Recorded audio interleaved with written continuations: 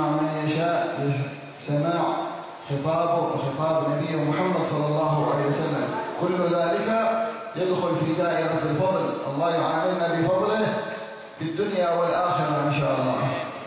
Alhamdulillah, segala puji bagi Allah Subhanahu wa taala yang telah mengkaruniakan kepada kita sehingga kita bisa berkumpul. Dengan karunia Allah Subhanahu wa taala bisa saling berzikir bersama. Dengan karunia Allah Subhanahu wa taala kita bisa mendengar sabda-sabda Nabi Muhammad SAW. Dengan karunia dari Allah Subhanahu wa taala kita bisa menimba ilmu. Semua tidak lepas, semua adalah karunia dari Allah Subhanahu wa taala. المحبين لله تبارك وتعالى كل يوم لهم عيد، والمحبين لله كل يوم هم العيد، لأنهم كل يوم هم مع الله سبحانه وتعالى، كل يوم هم في طاعة لله، كل يوم هم في ذكر لله، كل يوم هم في ترقي في مراقي يقين، في مراقي المعرفة. والمحبين لله كل يوم لهم عيد. Dan orang-orang pecinta al-muhibbin, orang-orang pecinta itu karena Allah Subhanahu wa taala, mereka tidak jauh dari Allah Subhanahu wa taala. Dia dekat dengan Nabi Muhammad. Dia selalu, para pecinta itu selalu mengingat, selalu berzikir. Para pecinta itu selalu mengingat Allah Subhanahu wa taala. Wa ma'na al-muhibbin alladhina ahabbu Allah wa rasuluhu. Orang makna arti dari muhibbin itu adalah orang yang mencintai Allah dan Rasulnya. Wahabbu ala baiti rasulih. Dan mencintai ahlul bait Rasulnya. Wahabbu sahabati rasul. Dan mencintai sahabatnya. Wahabbu jami' ahli la ilaha illallah. Dan mencintai semua orang yang mengucapkan la ilaha illallah. Haula ya'ishu fil mahabba wa bi barakatil mahabba wa bi sababil mahabba ya'ishun fid dunya al hayah at-tayyibah. حياة طيبة، حياة الطمأنينة، حياة الاعتماد على الله، حياة النظر إلى مخلوقات الله نظرة اعتبار، حياة عمارة الأوقات. يعيشون في الدنيا الحياة الطيبة لأن قلوبهم معلقة بالله ورسوله. Dan orang yang hidup dengan penuh rasa cinta tersebut akan hidup di dunia dengan kehidupan yang bahagia, kehidupan dengan yang keberuntungan, kehidupan yang istimewa karena kehidupannya dipenuhi dengan cinta karena Allah dan Rasulnya. وهكذا إذا أحب الله عبد فتح له باب المحبة له. قال تعالى والذين آمنوا أشد حبا لله. وتوعد من كان في زمن النبي صلى الله عليه وسلم أنهم إذا غيروا ولم يتبعوا حبيبه صلى الله عليه وسلم ولم يقتدوا به ولم ينصروه فسوف يأتي الله بقوم يحبهم ويحبونه. Oleh karena itu orang yang dicintai oleh Allah Subhanahu wa taala, apabila Allah Subhanahu wa taala memuliakan seseorang akan ditumbuhkan rasa cinta tersebut. Sebagaimana yang disebutkan dalam Al-Qur'an, dan orang-orang yang beriman itu mereka sangat cinta kepada Allah Subhanahu wa taala. Oleh karena itu tanda orang itu dicintai oleh Allah adanya rasa cinta tadi. ونبارك لكم بتأسيس هذا المجلس فضيلة المحبين وإقامة هذه المعالم علامة على تجديد الدين. تأسيس المجالس وإظهارها هذا إذن من الله سبحانه وتعالى. ما يؤسس في الدين، لا يؤسس مسجد ولا تؤسس مصلى ولا يؤسس معهد على منهج أهل الحق ولا يؤسس مجلس على منهج أهل الولاية، منهج أهل السنة، منهج أهل الصدق، إلا بإذن من الله سبحانه وتعالى، ويترتب عليه خير، يترتب عليه نفع إن شاء الله، ويترتب عليه نشر علم، ويترتب عليه نشر الهداية، ويترتب عليه نشر خيرات للأجيال، جيل بعد جيل إن شاء الله يترتب على إقامة هذه المجالس. لا تحسب أن المسألة عبارة عن جدران أو خشب أو كذا، إنما هذه يترتب عليها أشياء من الله. الله أراد أن يهدي فيفتح الأبواب. Dan terbentuknya alhamdulillah kita berada di bangunan yang baru ini di Majelis Fadilatul Muhibbin. Tidaklah didirikan, tidaklah dibentuk sebuah tempat majelis seperti ini atau tempat-tempat yang lain yang baik seperti pesantren, masjid, musholla, tidaklah terdiri dengan sendirinya, melainkan sudah dikehendaki oleh Allah Subhanahu wa taala agar di tempat seperti inilah tempatnya untuk menyebarkan ilmu agama, tempat sebabnya menurunkan hidayah, tempat sebabnya untuk memperbaiki umat. Oleh karena itu ini bukan hanya sekedar bangunan-bangunan yang berdiri, dinding atau kayu yang ada di sini, namun ini semua atas kehendak Allah Subhanahu wa taala supaya mewujudkan sebab-sebab semua itu tadi.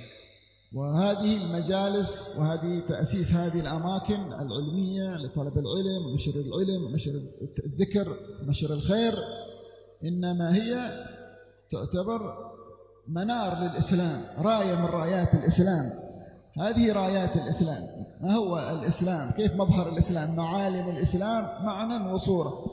هذه صورة مظاهر الإسلام فيظهرها الله سبحانه وتعالى في كل زمان، ونحن في هذا الزمن ما شاء الله لا يمر يوم إلا ونرى يظهر الله سبحانه وتعالى رغم عداوة الكفار ورغم ما يخطط له الكفار أذى للإسلام والمسلمين، لكن الحمد لله ربنا يحرس دينه وحافظ لدينه، فتنتشر المجالس وتنتشر هذه الأماكن بفضل الله سبحانه وتعالى. فالله يبارك لكم ونهنئكم ونبارك لكم في إقامة وتأسيس هذا المجلس. الله يجعله إن شاء الله مربوط بمجالس النبي محمد صلى الله عليه وسلم ومربوط بمجالس السلف الصالح إن شاء الله. Alhamdulillah, dan ini menjadi sebabnya, hidayah sebabnya ta'lim di tempat seperti ini. Dan adanya majelis-majelis seperti ini adalah salah satu simbol dari keagungan agama ini. Dan ini adalah salah satu simbol, bahkan dikatakan oleh beliau adalah salah satu bendera Islam, yang mana orang-orang Yahudi, orang-orang Nasrani, mereka berupaya untuk menghancurkan Islam, berupaya untuk menjatuhkan Islam, tapi Allah Subhanahu wa taala yang menjaga agama. Allah Subhanahu wa taala yang telah memuliakan agama ini, sehingga tambah mereka ingin menghancurkan, tambah banyak berdirinya majelis-majelis seperti ini. Dan insya Allah mudah-mudahan majelis ini bersambung dengan majelisnya Nabi Muhammad. Mudah-mudahan majelis ini diberkahi oleh Allah Subhanahu wa taala, menjadi majelis yang bersambung dengan majelisnya salafun sholihin. Amin.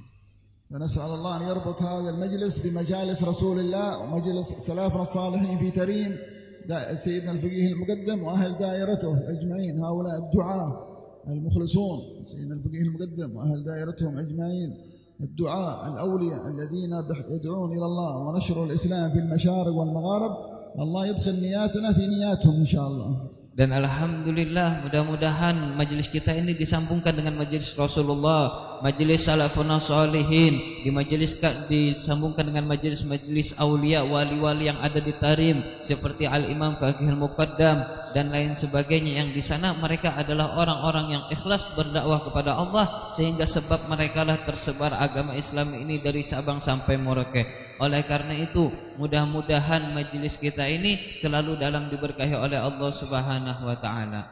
فعلينا معاشر الحاضرين والحاضرات أن نشجع أهلنا وأولادنا وأخواننا وأصحابنا أن نكون كلنا دعاء إلى الله، ندعو إلى الله، ندعو الناس إلى هذه المجالس، يحضرون المجالس هذه الأسبوعية أو الشهرية، أن يحضروا فتكون أنت داعي إلى الله، فندعو الناس، نكون كلنا دعاء.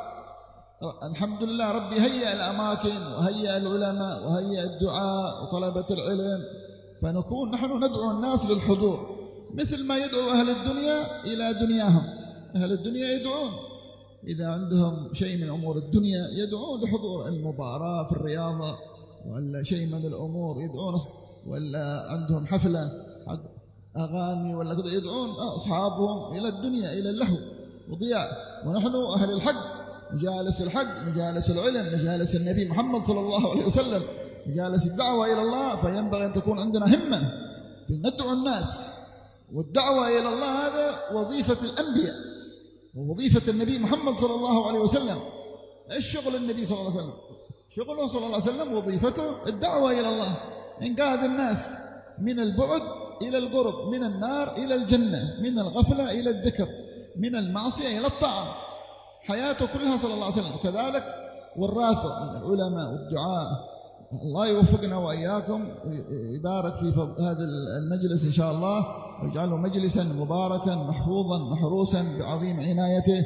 نسأل الله يبارك فيه وأخواننا وحبائبنا ما شاء الله اللي يدروس، الله يبارك فيهم ويبارك ثمارهم ويظهر إن شاء الله جهدهم في هذه المنطقة، في هذه المناطق، ينفع الله بهم جميعا والحاضرين، ويشملنا وإياكم برحمته. برحمتك يا أرحم الراحمين. Oleh karena itu maka hendaknya kita seberataan supaya kita menghimbau atau menyemangati keluarga kita, anak-anak kita, kerabat kita supaya mengajak mereka lebih semangat hadir ke majelis seperti ini. Alhamdulillah, kata beliau, Allah sudah menyiapkan kepada kalian suatu tempat untuk bermajelis, untuk menuntut ilmu. Tinggal kita bagaimana kita menjadi orang dakwah, seorang pendai, yaitu pendai artinya seorang mengajak keluarga kita, kerabat kita, anak-anak kita supaya bisa hadir di majelis seperti ini. Oleh karena itu, dan mengajak seperti ini adalah tugasnya kita ini, yaitu seperti tugas Nabi Muhammad. Rasulullah Nabi Muhammad mengajak orang dari orang-orang yang jauh menjadi orang-orang yang dekat, orang-orang yang lupa menjadi orang-orang yang ingat. Oleh karena itu mereka ahli dunia, mereka orang-orang yang duniawi, mereka semangat mengajak orang-orang untuk ikut dengan kedunianya, untuk mengajak keduniaannya. Akan tetapi kita sebagai orang Islam, sebagai orang umat Nabi Muhammad harus lebih semangat daripada orang yang mengajak tentang ke dunia. Kita mengajak tentang akhirat ini harus lebih semangat lagi mengajak orang kepada akhirat. Kemudian beliau juga mengatakan, mudah-mudahan di majelis inilah tempatnya kita, menjadi wasilahnya kita agar kita selalu diberkahi oleh Allah Subhanahu wa taala.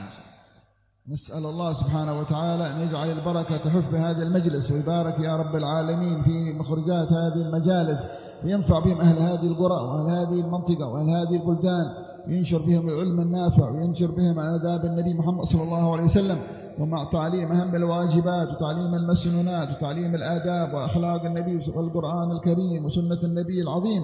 اللهم يا أرحم الراحمين أنت أذنت بإقامة هذه المجالس، ونسألك أن تدرجها بمجالس الصالحين وتجعل نيات إخواننا القائمين يا رب العالمين عليها من نيات أسلافنا الصالحون في تريم يا رب العالمين.